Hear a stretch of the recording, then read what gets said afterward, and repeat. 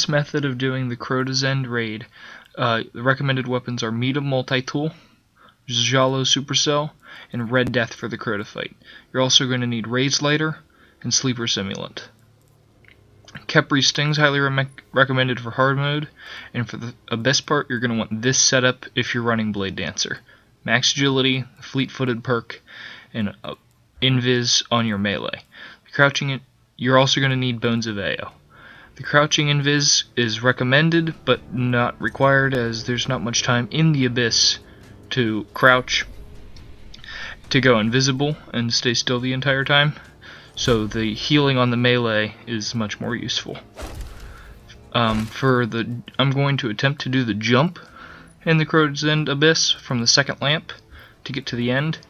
And to do that, you're going to need Meta Multi-Tool, Higher Jump, and Bones of Ao, and you want to make sure you're running lightweight, not quick draw, on your Meta. A high impact sniper is required for the end part, where the ogre is. You do not have to have a high impact one. A low impact one will work as well, but high impacts work much better. Huge shout out to Gravity Death 1, who helped me make this run quick and for the most part quite painless. This run can be soloed quite easily, but having an extra person helps immensely. For this part here, in case you don't know, you're just going to want to touch the plate and then go wherever you want. Once it's touched, it'll build the bridge to get into the Abyss, and you don't have to stand on the plate any longer once you touch it the first time. You can jump early to get to the bridge right as it forms, and I'm going to demonstrate that here, but it's very risky, and if you're going for a flawless solo, it's not what you want to do.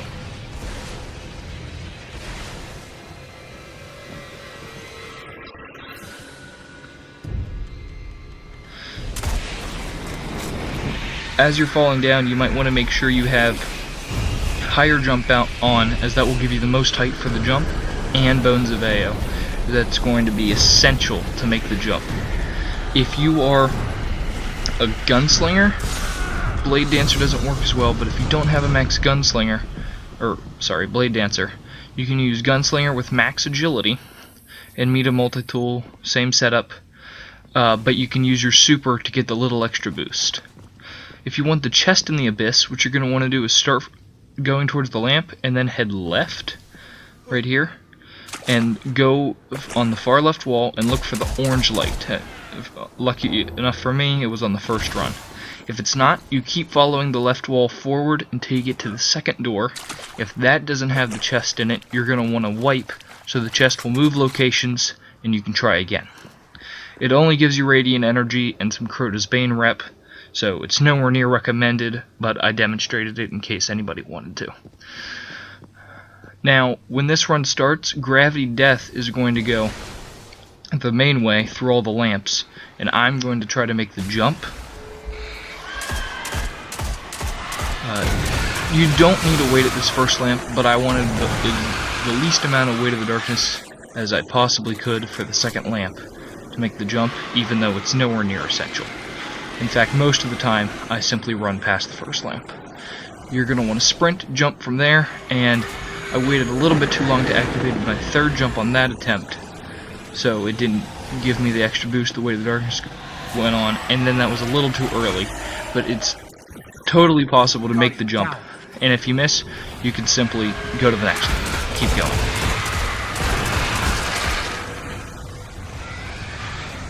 Now, running in between lamps, I highly recommend you wait until your way to the darkness is all the way down before you begin running to the next lamp, because that'll help when you get to the last lamp and avoid you getting into the middle of a pathway with Weight of the Darkness times 10 and not being able to move.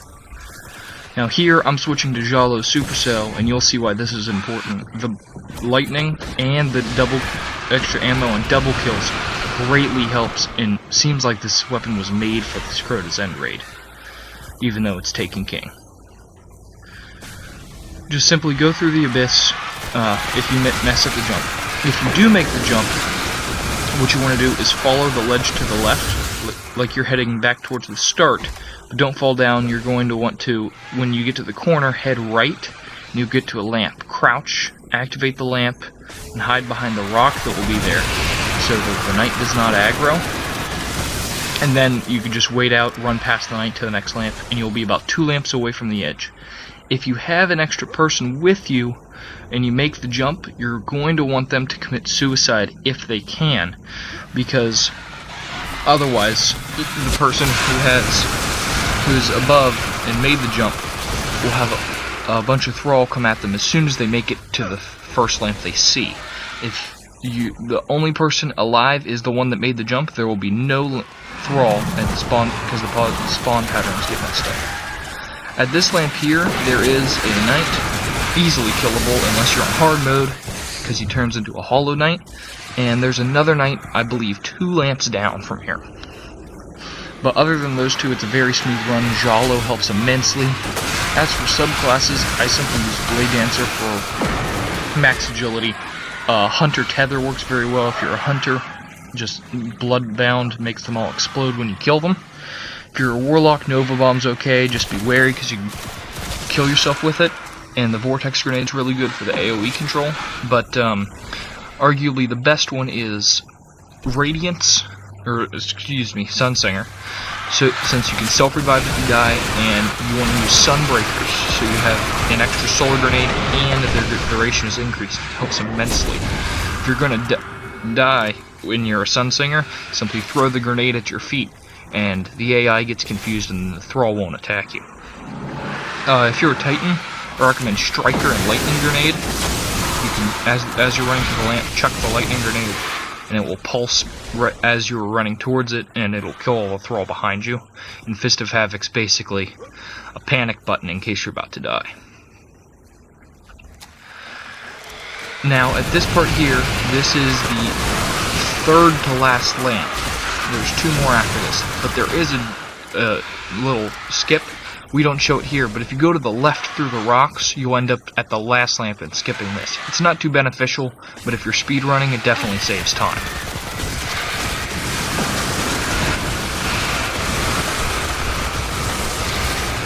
Make sure all the cursed thrall are dead when you get to the... because you don't want them to ambush you. That's going to end badly. But what you want to do is avoid all the holes, activate this lamp, touch the bridge plate, and jump on this rock where we jump onto. Right here, you're going to need to sprint and jump on it. Get to the far left side and crouch. This will prevent the lamp explosion from killing you, and none of the enemies can attack you. Once you start the bridge in this bridge sequence by stepping on the plate, you cannot kill any enemies except for this ogre. Doing so will cause more knights with boomers and weapons to spawn, and another ogre, and many enemies that can actually hurt you. Now here, I'm just simply switching on my setup for the bridge encounter. You're still going to want max agility and higher jump, still Bones of Ao, but I'm just simply switching from Jalo to the multi-tool. And if you are speedrunning and you want a much faster way to get from when the pathway's formed to the bridge, to the left of the bridge on the rock, right past the bridge plate, you can sprint on that left rock and hide there. That way when the pathway is formed, you're almost right next to the bridge. Now you can time it in the music of the area. If you're timing it correctly, you can get down there and get to the bridge just as the pathway is formed, but that's dangerous due to all the cursed thrall that you're not allowed to kill since they spawn ogres. It's much better to just wait till the pathway is clear. And you can jump on the bridge if you did it the speedrun way by jumping on the left rock. You can totally jump on the bridge even though it doesn't look like it's formed, as long as it says the pathway is clear. Now at this part here, I was just providing Gravity Death some cover fire. You do not need to shoot at those thrall, not in the least. It's not even beneficial. You just run. And then going into the light starts the bridge phase. So the Abyss is pretty easy. If you can make the jump, it makes it even easier. But if not, you have an easy failsafe. Just go through it normally with Jalo, or a Firefly Scout or Hand Cannon also works very well. Now for the bridge encounter, before you start it, if you have a second person, this method is not usable if you're solo. But if you have a second person, you can have them run up to the left side here and platform up this side of the wall to get on top of the map, as they can provide you sniper support from the other side. Alternatively, you could just have both people cross the bridge. What you're going to want for this is max agility. I use Meet a Multi-Tool, easy help, or you can use a sword as the third person point of view, helps a lot. You're going to want triple jump, and Bones of Ao makes it fourth jump, max agility. It's not required. I have made it up this pathway with the Blade Dancer and just triple jump, but it helps greatly. You're going to want to jump onto this rock here in the wall. You're going to want to sprint across and then jump onto this rock here. And then you're going to want to jump to this rock above you, right where I'm shooting at. And then if you miss that jump right before onto that rock, you can fall onto that crevice and then jump up. Then you need to jump up here and just straight up from here. After you get on here, this is not classified as out of the map. What you need to do is sprint into the wall and jump up here, then do it again and jump all the way to the top. And that last jump there is where Bones of Ao are important. I'm not the second person. I'm going to be crossing the bridge, so I did that for the purposes of demonstration. Simply show you guys how to get up there. I'm going to be the one crossing the bridge. Here, Gravity Death died from the fall damage, but that's okay. This this encounter is easily soloable, even if it is a bit longer, without a second person sniping.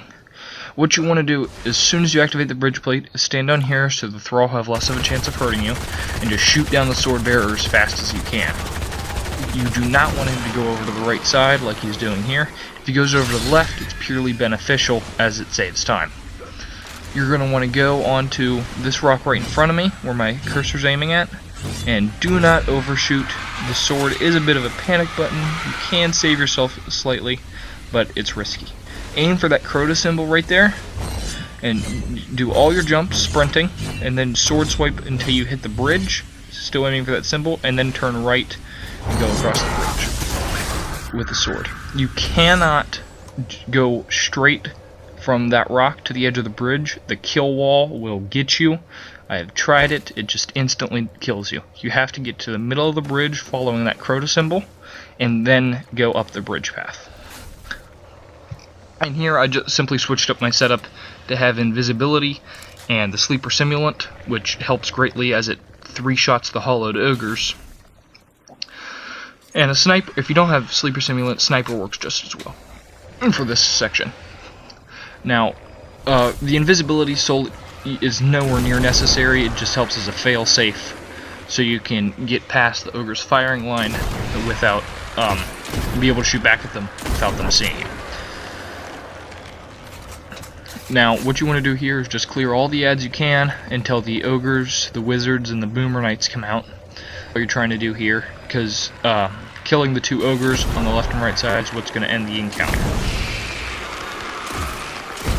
Now, if you had a second person up at the top, where I showed you earlier, he or she can snipe down, and that is, although not nearly necessary, and in some cases not even recommended, No Land Beyond does come in slightly useful up there, since you don't have to wait for sense, and since it's a primary sniper rifle, just run 2 sniper rifles, or if you have a high-range scout, that works good as well.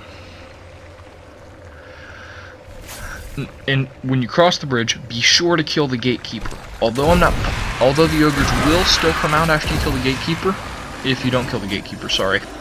The ogres will still come out, but he makes it much more of a pain. If you aggro the thrall, he will aggro as well, and he can put some hurt on you, unlike a single thrall can. And if you hear a cursed thrall, this is where invisibility comes in handy.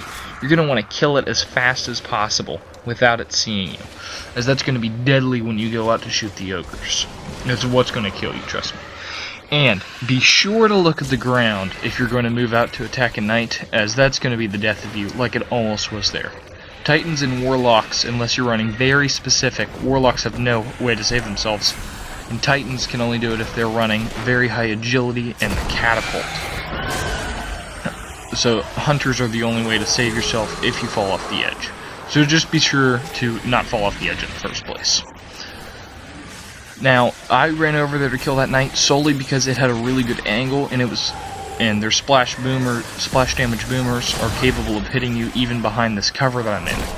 Now, by the way, this pedestal that I'm hiding behind is by far the best cover in the area. The right side does not work nearly as well, and this works very well for taking care of both the wizard on the wizard and knights on the left, and the ogre on the left side, and the wizard in the middle if he decides to peek out.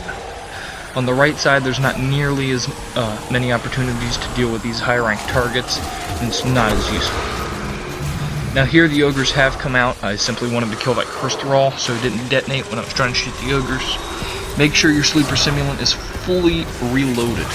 You do not want to have one shot missing.